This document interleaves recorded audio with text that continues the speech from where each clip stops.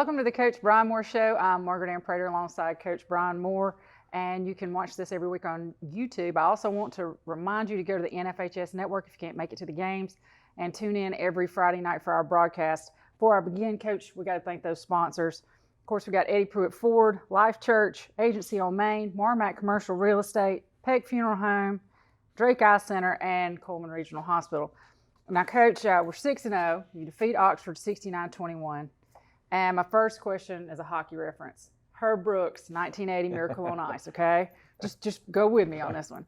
They said that beating the Russians wasn't his best coaching job, but beating Finland for the gold medal the next game was where it got hard, okay? I'm with you. So you go in, you beat Oxford, you surprised a lot of people, 69-21. Thought you could win, didn't know you were going to demolish them. I mean, they're a good team.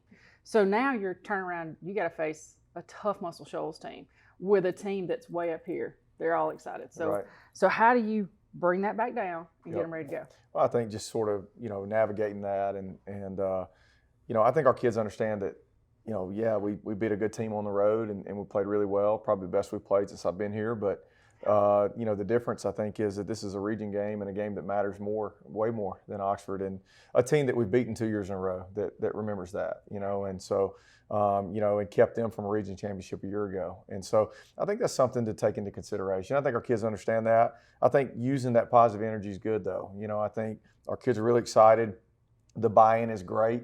When you have a great week of practice like we did last week and then you perform, it's easy to get back going again. And, hey, look at what you did, your habits and where they got you, the outcome you got because of the work you put in. I think our guys are ready for that. And they understand not only is it Muscle Shoals, but there's 3 region games in a row that are coming up that are going to decide everything in regards to the playoffs. So, it's fun. I mean, it was a great week. But again, we got to get back going. Right. There were 2 plays that I wanted to highlight that I thought just really changed the culture of the game, the whole outcome. Punt return, Eli Tidwell. Yep. It was kind of a lull. He takes that, and he's like, I'm not going to be denied. Yep. And then the pass that was batted down the end zone at the end of the first half. Can Yep. you talk about those 2 plays and what impact you thought they had? Well, we had, kind of structured our kickoff return for, Zay and Rye to maybe get it. We didn't know if they would kick it to them. They ended up not doing that. And then, Eli caught it and got right up the field, a couple of key blocks there. Cool part of that play is Rye and Jace Pruitt running down the field and kind of getting him in the end zone. That was really cool to see. And then, of course, the batted ball in the end zone, the ball that we kind of got, he caught it and we got it out of his hands, which was really good because the drive before, Walker had kind of face guarded a guy, which we really don't teach, and the guy caught the ball on a 3rd and forever, where they were almost out of field goal range and they were going to have a decision to make. But for him to come back and get his hand in there, and then we had 3 or 4 guys around it, was huge for us, and it kept it a 2-score game at halftime. So it was 31-21 instead of 31-28, and that made a major difference in the game. Right. Obvious question before I get into offensive stuff. That was a different team from Gadsden. So what did you do different? Just refocus. I think sometimes, again, you can talk about it all you want to, and you can warn, hey, heads up, this may happen. You got to be ready for this. But until you get sort of, rattled a little bit in a ball game, it's hard to prove your point. And sometimes it requires that. It requires a struggle. And our offense hadn't struggled very much in a couple of years, which is crazy to say, but it's true. And we've got good players over there and good coaches, and they do a great job. And but they bounced back, and they were laser focused on what they needed to do. But my challenge this week was, how do you do it again? When you experience success and you play really well, how do you get back to that, to where you're locked in as much as you were a week ago? And I think, again, just building on those practice habits and seeing the fruits of our labor, were huge. And I think our guys will be ready. Well, and that's another thing I wanted to talk about was, I was getting ready to look at the stats. I was expecting outlandish offensive numbers. And I was surprised that you scored 32 more points. I think it was 32. Off of 50 more yards of offense than you did the week before. Right. So, I'm not counting the special teams, 21 special teams points. How's that? Does that say something about your efficiency? Yeah, I mean, short fields. We had a block punt. Jace Meadows, huge play for him. Another 10th grader stepping up. We try and play those guys so they can, gain experience, through special teams. And he blocks the first punt. That wasn't even the structure of the punt block, but he came free and finished the play. And so we short field, touchdown right there. Had a couple of other short fields, especially in the second half, that we scored on quickly. So yeah, it wasn't huge numbers. You know, it was about 400 yards of offense, which is Right. great. I mean, But one cool stat, we scored 48 points on 46 plays. Wow. So that doesn't happen very much. If you're No. over a point of play, that's pretty good. And so we were 4.8 points per drive. We had the ball 10 times, scored 48 points. So again, we were super efficient. Jack was back to being Jack. You know, we overthrew a couple of things, but we were shooting at them in man coverage, kind of that what they were giving us, and proud of them, and then proud of our defense too. Our defense went out there, played a bunch of snaps. They threw the ball all over the field. Our guys were running sideline to sideline, hung in there. They actually had it 15 times, 15 possessions, which is kind of unique for us to only have it 10. But because of the defensive touchdown and because of the 2 special teams touchdowns, kind of the way it went. So anyway, I was proud of the kids, proud of the way they performed, and again, proud of the bounce back after last week. Well, yeah, it's kind of a tongue-in-cheek question here, but you mentioned in the post-game interview that was the most explosive third quarter I've seen. Yep. 31 points. I mean, Yep. that's a whole game in a quarter. Right. And I looked at some of the film. You guys didn't start scoring until there were 9 minutes left. Right. So 3 minutes, nothing happened. Right. But what I wanted to ask, and it was kind of a joke, was do you guys need to dress and do stuff under a tree and out in the parking lot again? Yeah. I mean, was the discomfort, did that increase their focus a little bit? Maybe a change of scenery, I guess, But I will say this, the third quarter, everybody understands, and with our kids are so smart and so experienced now, you can just, most of the time, you can explain, hey, we hadn't been very good in the third quarter, got to get going. And they knew, they were really locked in. They knew, we didn't feel like the game should have been 31-21 at halftime. Like, we had a big, pass interference penalty that kept them on the field, basically gave them another touchdown. That game really should have gotten away from Oxford earlier. And our kids kind of knew that. We felt the momentum in the game. Like you said, answering, like Eli's answer on the kickoff return.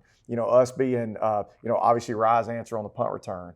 Continuing to score and push. And that game got away from them quick. But I was proud to see, after some third quarter struggles, us come back and play really well after half. Well, and let's talk about Rye really quick. If I'm an opposing team, I'm not kicking to him. Yeah, I don't know. I looked at his averages, 39 yards per punt return, and kickoff returns is 25. He's averaging 24.8, so I rounded up. Right. When he's running the ball, it's 6.3 yards per carry. Right. So what can you say about his performance? I mean, he's tearing it up out there. Yeah, doing great. I mean, multiple looks, multiple ways of touching it. A big catch out of the backfield too on a wheel route that if he's just a little bit faster, he doesn't get caught right there. You're saying that to the guy who runs a 10-6. Yeah. Okay. But he's been able to be very multiple, and his film for colleges is going to be really impressive because all he can do. And on top of that, again, looking at the kickoff return that Eli had, Rise 20 yards behind Eli and catches up with him to help kind of push him in the end zone. I mean, if I'm a college coach, that's the first clip I want to see. A guy that's selfless, obviously super talented, can do everything with the football, but just can affect the game in so many ways. Eli Tidwell, Zay, all the same way. It's very fortunate that we can continually put pressure on people in multiple ways, and he's obviously a huge part of that. Yeah, and what you just said kind of goes into my next question. I like to highlight individual players. But this game was, you got to give credit to your OCs because they really spread the ball around to everybody. It was the most cohesive group effort I think I've seen. For sure. What can you say? Yeah, super balanced. I mean, we were around 200 in both phases of the game, and at least 200 in the return game too. So, yes, I brag on our staff all the time. We got the best staff in Alabama, no doubt, and on both sides. I mean, our defensive staff did a great job of halftime adjustments. Our offensive staff obviously had a really good plan. Again, after a week, not only do the kids feel it when you score 16 points, coaches do too. They go back to work too a little bit and are really, really critical of themselves and, hey, what do we need to do better and evaluating ourselves. And I think our everybody together pulling in the same direction, that's what you see. We can be super balanced this year. On the whole, offense, we've been really, really balanced, and that makes it really hard on defenses. All right, thanks. We'll be right back. You're watching the Coach Bryan Moore Show. We at Eddie Pruitt Ford are so excited about another great year of Friday Night Lights and Hartselle football. Go Tigers!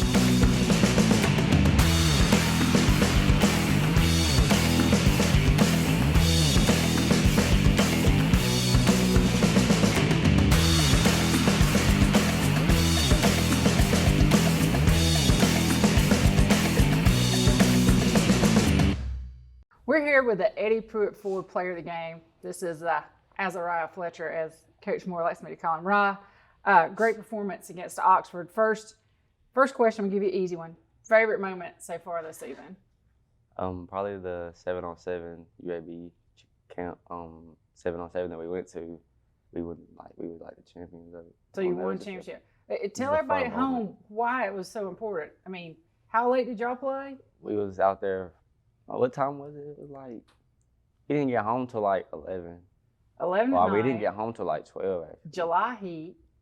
Who all did y'all beat? A lot of people. Okay. I was just trying to let you build yourself up a little bit It was there. a lot of people.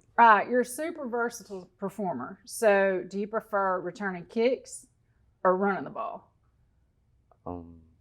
Running the ball. Probably. Okay. Have you ever thought about playing defense? Yeah, I used to play defense. I like defense, but Okay. I'm asking. All right. Another one. Track or football? football. All right. Sure. And is there some other sport you're not playing that you kind of wish if you had time you could? Basketball for sure. Okay. And now you better not say that. Coach Key may be hitting you up. Favorite part of practice?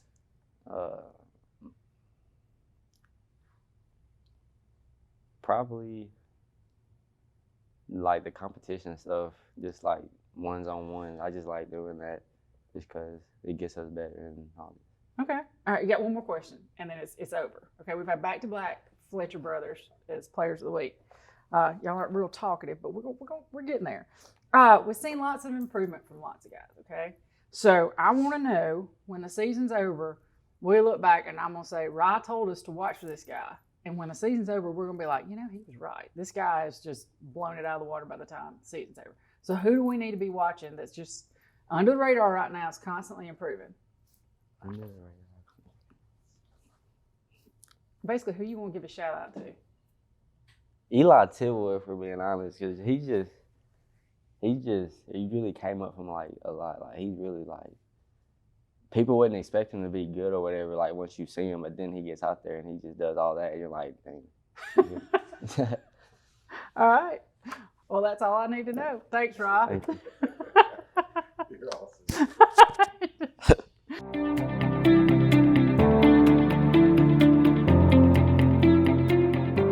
Hi, I'm Jenny Tankersley. I'm Dwight Tankersley. And I'm Jane Hampton, and we're your agency on Main. Local realtors here to serve you.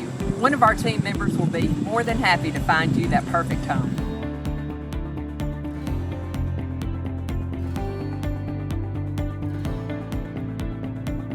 Go Tigers!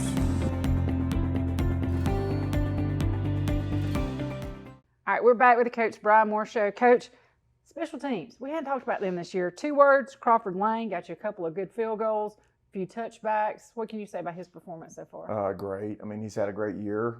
He's a college player. We're pushing his film out all over. He went, all over the Southeast basically this summer, kicking. And I mean, he's got a big leg. Obviously, he's really accurate, and he's a gamer. I mean, he's always, more consistent on Fridays than he is during the week. Which, he constantly works at his craft, constantly kicks.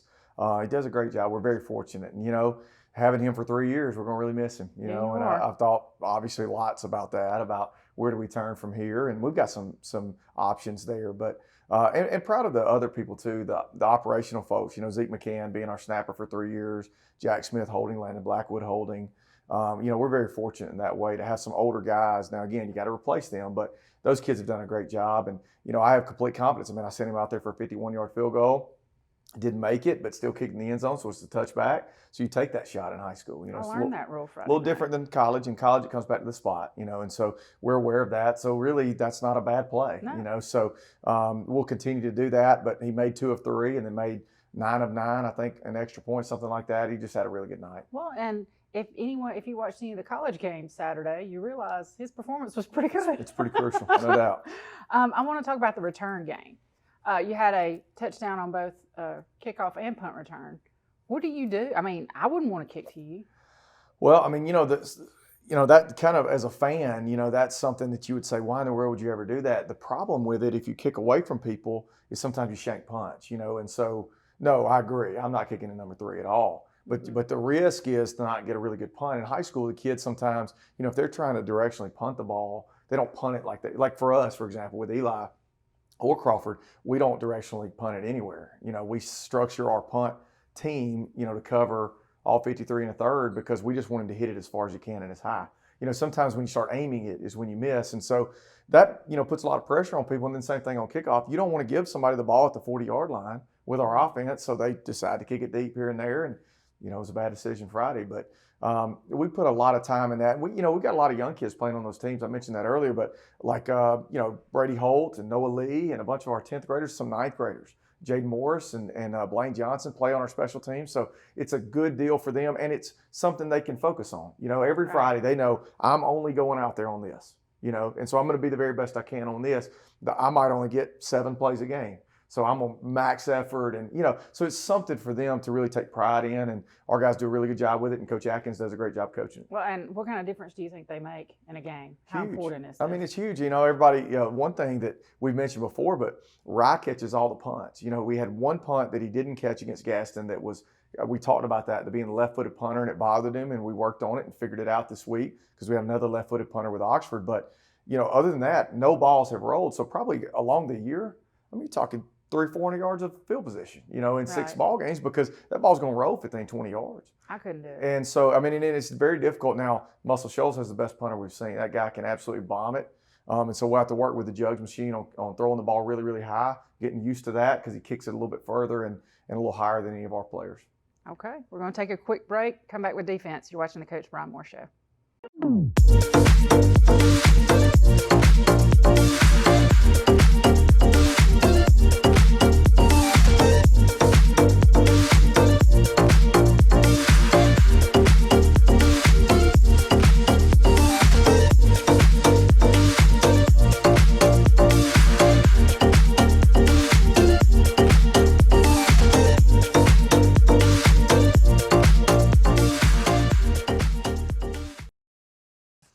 All right, we're back with Coach Bryan Moore Show. Coach, let's talk defense. They gave up their highest total points so far this season. Yep. But you made some adjustments at halftime. You held Oxford scoreless in the second half. Yep. What can you say about that? Yeah, great job, our staff and players. And I think they were the best team by far we've seen offensively. And I think early in the game, we hadn't seen anybody that could really throw it. Really, in 5 games, nobody that could really push it down the field. And their quarterback was a dude. And he's a really good player, and he's going to be a big-time college player. He's just a 10th grader. Yeah. And he stepped into some throws that were really good. There was a dig in particular.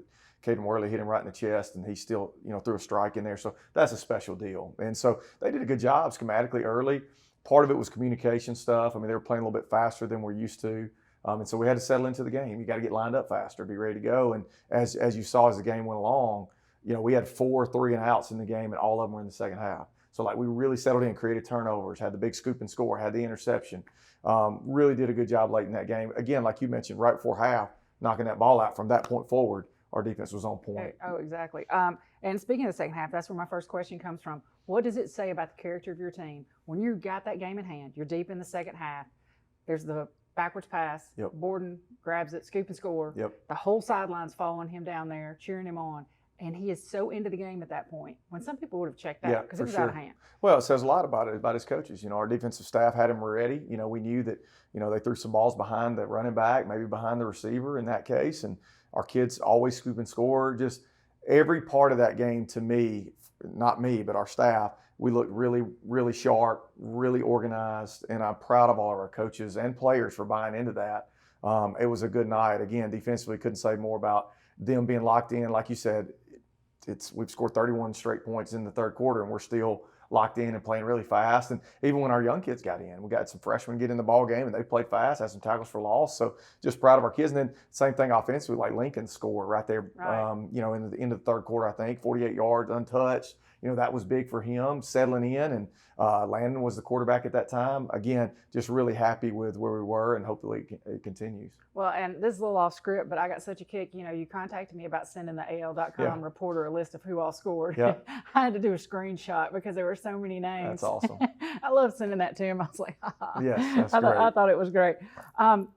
Defensive line. I saw Porter Simmons back there with that quarterback, I think, on every play. It was crazy. He was back there a lot. We have just What can played you say really, about those guys? really well. They played really well. Jerry Folks has done a great job with them. it's his second year. You know, it's nice to have, you know, a relationship with those guys more than just, you know, Jerry got to us last year in the summer, and so there wasn't much time to get to the first fall, and he's just done a great job. Porter obviously is really difficult to block, but Dalton Green has had a great year, and Isaac continues to come along. Player of the week last week. Porter will be up here. Dalton probably at some point too. You know, Dylan had a little ankle sprain, but he's going to be fine. It was a low sprain, and he's okay. And then to see Caden Kelly and Jaden Shekel and a lot of our young kids get to play in that game, that was huge. But they're playing so fast in the box, you know, and them and our Stacks and Mike are playing really fast. And, you know, Coach Holly does a good job with those linebackers too. So been proud of our box play, proud of our ability to stop the run. It continues to get better each week. Yeah, because that was kind of our bugaboo last year. It was stopping the run. I want to talk about Walker's pass interference.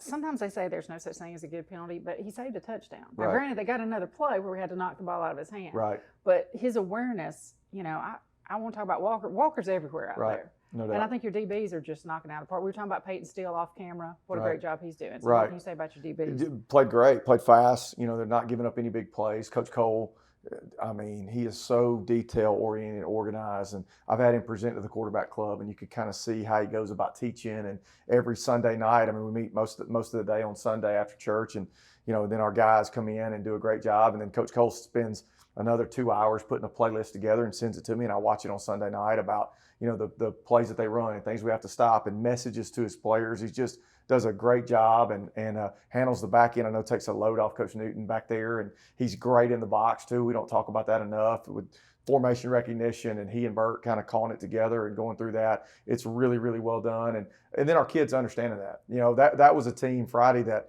double move headquarters, pump and go bubbles and smoke screens and things that bothered you and concerned you, the way that they got matchups and would give up no big ones. That was huge. And you're right, the PI, I mean, in high school especially, you'd rather take that and give them 15 than a touchdown, right? And it's not a spot foul in high school. So that's smart play by Walker. And then in the next one, when they threw the Hail Mary, we were in much better position. Well, and I want to ask you one more defensive question. How did you guys prepare for that speed? Because I think they're the fastest team we've played. Well, good news is we're pretty fast on offense too. So, you know, good little good versus good action. You know, when you see Zay and Eli and Landon Blackwood out there and Ride in the backfield, you know, you see some speed every day. So that, I mean, you're right though. I mean, that has been huge for us. It has developed our DBs to the level they are right now. That's been crucial. And then, you know, our offensive line too, on top of that, like the veteran offensive line has helped our D-line get better. You're seeing that. I mean, the best O-line that they've played all year is at practice. And so like that helps you, you know, play really fast and understand, you know, how double teams work and that sort of thing, but been really pleased with that. All right, we're going to talk about Muscle Shoals when we come back. You're watching the Coach Bryan Moore Show.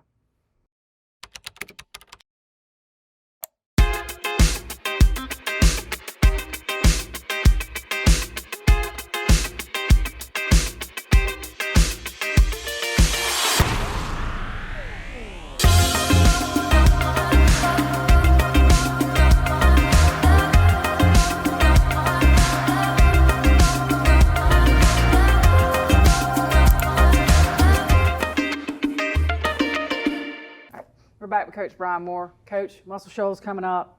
They're undefeated too, and they're mad. We beat them 2 years in a row. We get to go back to their place. Lucky us. Yep.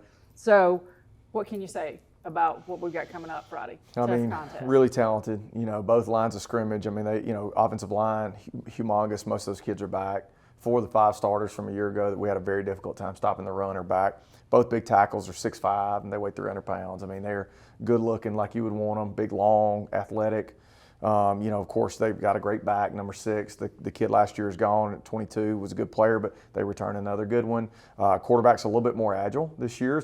He's mostly a junior. They're playing 2 quarterbacks, but mostly the junior can really run. He bothers you with his feet. Got a dynamic playmaker outside, number 2. He's a good player, a receiver. We've seen him in person a couple of times. He can really go. And then defensively, return most of those guys. I mean, D-line 56 is one of the best ones we've seen. We've seen a lot of good ones this year. But he's a good one. He fits right in that category, what Gaston's kids look like and Oxford's kids look like. So he's a good player. And scheme-wise, they run the ball, play really hard. Got a great, by far the best kicking game. Kicker's going to kick it in the end zone. Punter's 40, 45 every time. I mean, it's a real deal. And, you know, it'll be a dogfight over there. And like you said, I mean, you know, this is the Super Bowl, you know, for them, as it would be for me if I had lost to somebody 2 years in a row. It would be a big night, and we know, you know, we'll get their best. Well, now, I did ask, you know, they're 5-0, but only 2 teams they've played have winning records. So you're saying they are as good as I think so. Yeah. I mean, I think they're the best we've played so far, and again in a string of pretty good opponents here. But they're just well coached. I mean, obviously, again, they're going to be in the right places. They're not going to make mistakes. Last year, I thought, to be honest with you, in the special teams phase, especially, they outcoached us. And had a fake punt that was a huge play in the game that kept them on the field when we finally got a stop. I didn't do a very good job with that. So there are things that we look back, we've got to do better. We were awful on defense last year in that game. They traded tight ends. They had 500 yards of offense, and it was score for score right there. And, honestly, they ended up muffing a punt, and we got it back and scored, and that kind of pushed the lead for us. But until that point, it was very difficult. So I've got to coach better and get our team more prepared. I didn't think we played great in the game, so there's still things that we've got to do better. But, again, our kids are locked in and ready to go. Okay. We'll be right back with the fan question of the week. You're watching the Coach Bryan Moore Show.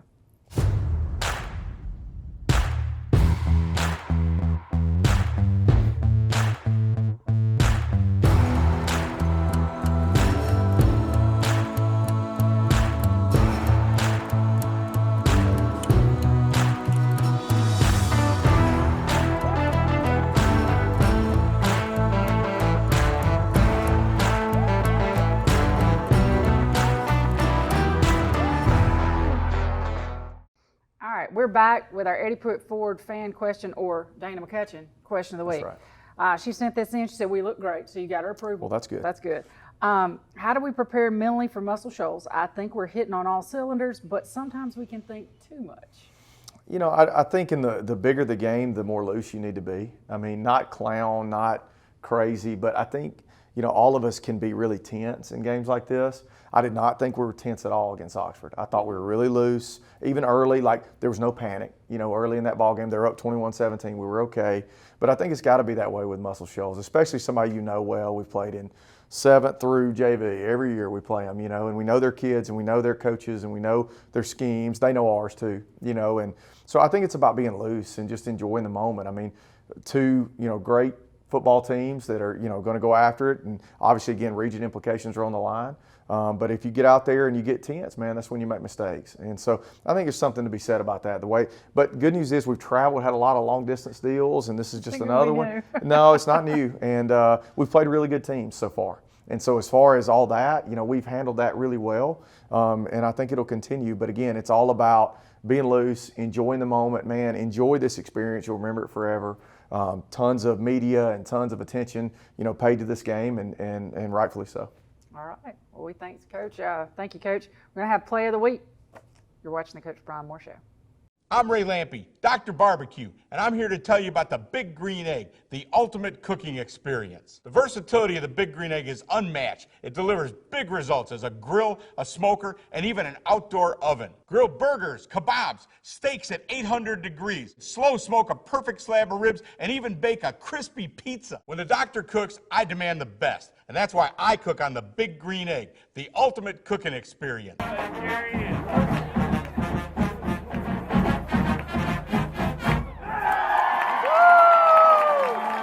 Okay, so 2 plays of the game here from the player of the game. Interestingly, and I will highlight Eli's run back, but I want to highlight the effort with which Rye played here first. Okay, so Eli's going to catch this ball. They didn't want to kick it deep to Rye or Zay.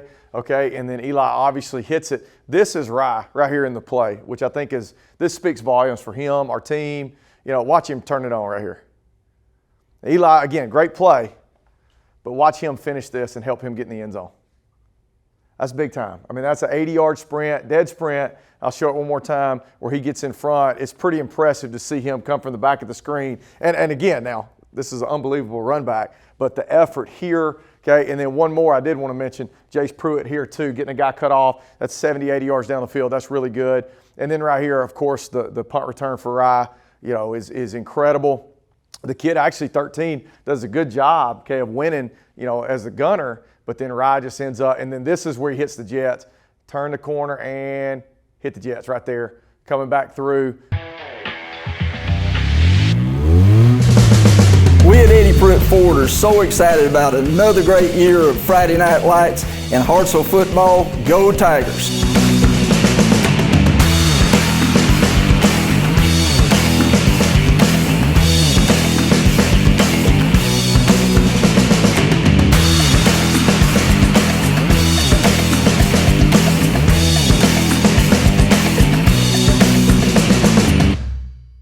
right, and here's this week in Hartselle High Athletics. Wednesday, September 29th, 9th grade volleyball is going to travel to Buckhorn. Thursday, hang on, I got to start over again. It's 28th. All right, and this week in Hartselle High Athletics. On Wednesday, September 28th, the 9th grade volleyball team is going to go to Buckhorn. On Thursday, September 29th, the varsity and JV teams are going to host Sparkman for senior night. Friday, September 30th, we're going to Muscle Shoals, road trip number 3 for football. Saturday, October 1st is a busy day for athletics. 9th grade volleyball is going to Gunnersville. JV volleyball is going to James Clemens. Varsity volleyball is going to host Pelham, Mountain Brook, and Hazel Green.